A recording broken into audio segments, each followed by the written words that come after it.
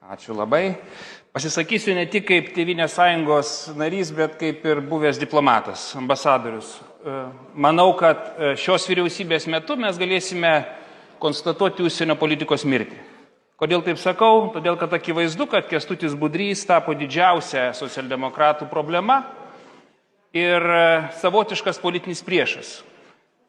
Kadangi jisai atstovavo tą profesionalią diplomatiją, kuri vykdė gan tęstinę užsienio politiką beveik 30 mečius.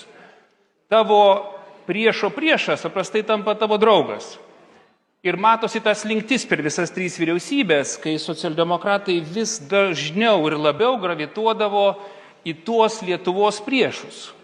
Žodyno švelnėjimas vyriausybės programoje dėl Baltarusijos, kai įvedamas sąlygotumas, jeigu Lukašenka rems Rusiją, tada mes sankcijas įvesim, rodo tą tikėjimą, kad vis dėlto būtų gerai kaip nors susitaikyti su ta valstybė, nors žinome, kad diplomatai tam priešinasi ir ne vienus metus.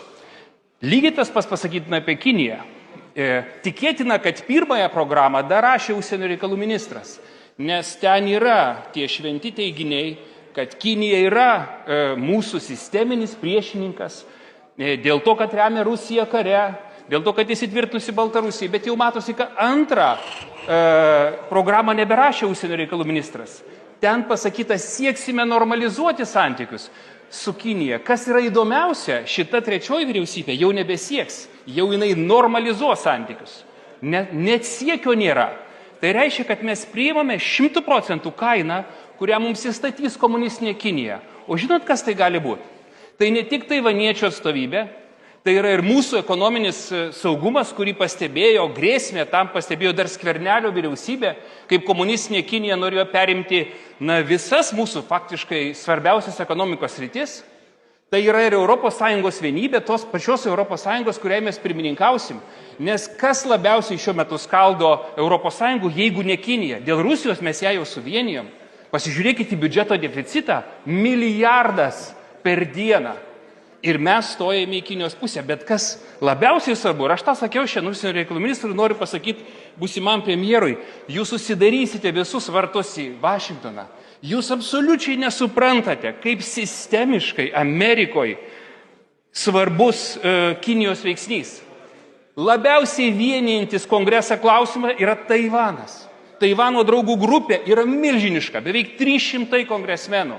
Ir jeigu jūs bent pirštu paliesite šitą valstybę, šitos salos laisvę, kaip jūs įrodysite tiems kongresmenams, kurie apgynė mūsų paramą Pentagone, kurie apgina mūsų visus pageidavimus, kad mūsų laisvės sala verta tos gynybos.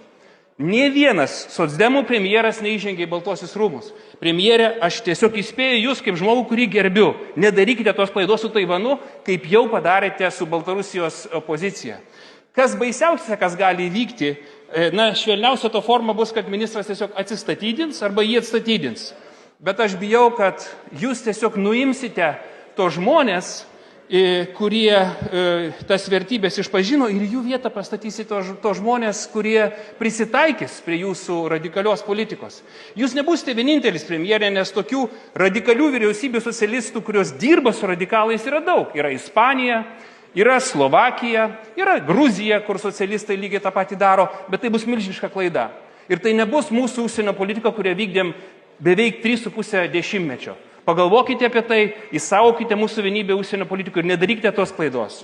Pagarba ne jums, bet tikėkime, kad jūs tos klaidas ištaisysite. Ačiū.